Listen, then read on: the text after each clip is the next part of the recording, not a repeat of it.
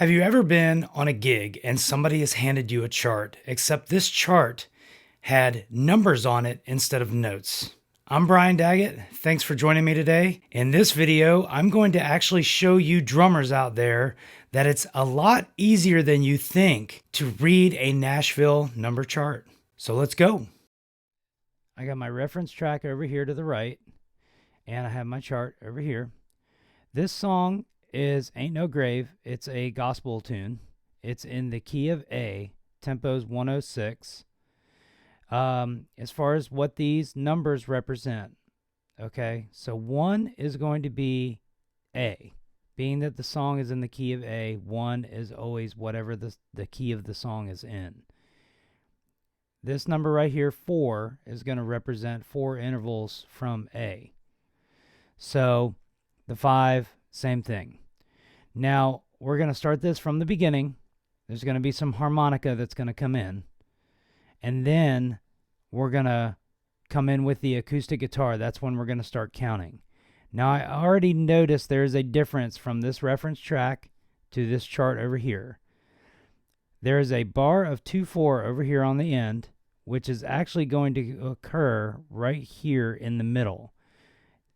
Either way, it's going to count out the same when we switch to the 4. So just keep that in mind as we play through this chart. Right now, they are re-recording this to have the 2 bar out here on the end rather than right here in the middle.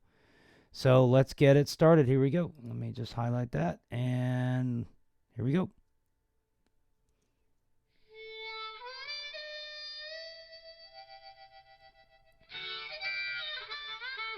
Here we go. Let's get ready. 3, 4, 1, 2, 3, 4. Chorus. 3, 4, 1. Here's that funky bar. 1, 2, 3, 4. 1, 2, 3, 4. To the 4. Okay. All right, stop real quick. This bar right here is in parentheses. That means that it's going to be a bar of 2/4. They usually put 2 little dots either above it or below it, representing, hey, count 1, 2, and then move on to the next bar. Here we go. 3, 4, 1, 2, 3, 4. When I hear the trumpet sound. 2, 3, 4, 1, 2, 3, to the 5. And then 1, 2, 3. It's tied. And then the band's in right there. So I would make a little note right here saying band in, or in for me as a drummer. In right there. That way I know just to count here, and then I'm coming in right there.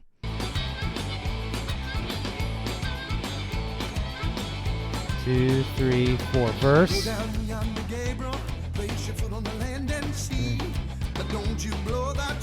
Okay, so right there, again, it's not a 2/4 bar because it's not notated. It's in parentheses, but it's not a 2/4 bar. What's happening is that for 2 counts, they're going to go to the 4, and then for 2 counts, they're going to go to the 1. You can count it however you're comfortable. You could just count straight through 1, 2, 3, 4, or you could go 1, 2, 1, 2. However your brain works, I just count straight through. I just go 1, 2, 3, 4, and then I move on to the 5. Here we go. Back to the chorus.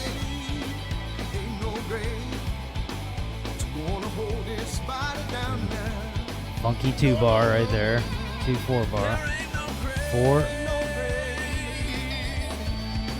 2/4. 1, 2, 1. 1.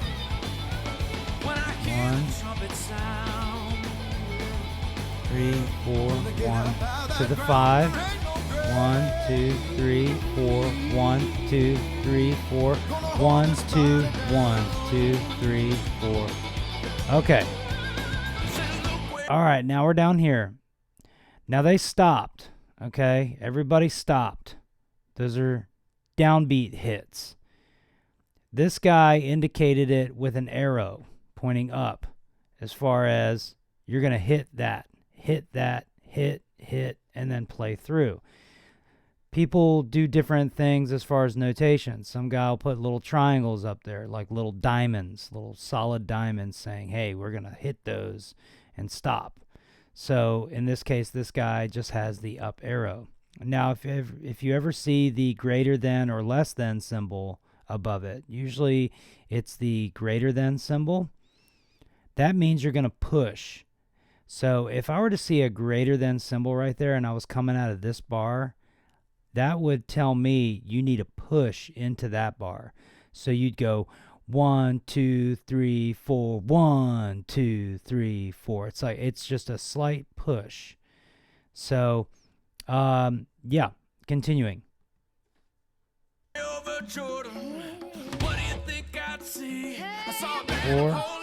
1, 5, and they're going to play. Okay, so they're still having to stop right there. The band is. The drummer is playing. So in this case, I would notate play through right here to the side. So that tells me, hey, I just did those stops up here, but I'm going to be playing through.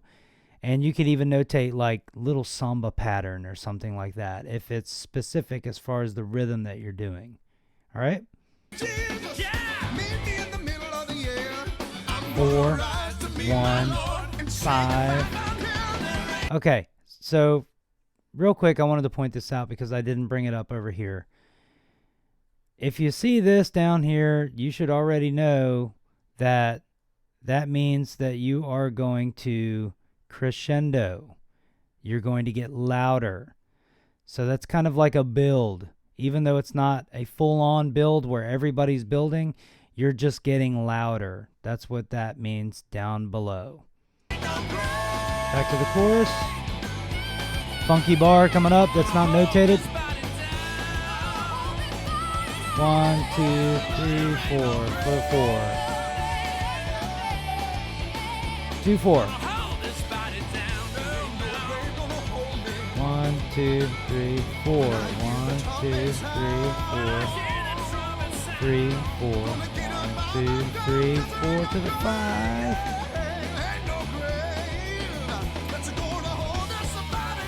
Okay, that's cool. So it's a little rhythmic pattern. Everybody's playing it. That's why it's noted down there below. It's a 2/4 bar, but everybody's hitting those eighth notes. Basically, it's just 1 and 2 and 1 back here to down here to the outro. So I would just leave that alone. Maybe put a little asterisk next to it, making sure that you have attention to play that part with the rest of the band. Okay, so we're at the end of the song. Let me come back here real quick. Let me make sure I get that little phrase because I'm going to point something out here that's different on this chart that they're doing recording. Here we go. Here's that pattern. Outro. 2. Okay, right there I'm going to stop because that is a fermata. That means you're kind of like going to hold. You're going to kind of swell on your cymbals and just kind of hold until the person is giving you a cue, or if there's a click right here that's going to come in, that's going to give you a cue. Now, here we go again with that arrow. So more than likely how we're going to record these guys, is that they're going to hit. That's going to be like their downbeat. That's going to be their stab, their diamond, end of the song, basically. So they're going to hold this out. Well, there ain't no grave gonna hold a da da da da da da da da da da da. And then they're going to wait for these clicks. Now they could be fast, 1, 2, 3, 4, or it could just go 1, 2, 3, 4, and they're going to stab it right there at the end. But that's all there is to it, drummers. As far as reading a number chart, you're just counting. It's just a bunch of counting. It gets pretty simple over time. But if you're ever handed one of these numbers just represent bars. As long as you count the bars, you can't go wrong. Yep, that's it. So as you can see, it's actually a lot easier than you thought it would be to read a Nashville number chart. All it takes is following along and making sure that you're keeping count. Thanks again for checking this video out. If you wouldn't mind subscribing to my channel, all my social medias, I would really appreciate it. Y'all have a great day. Thank you.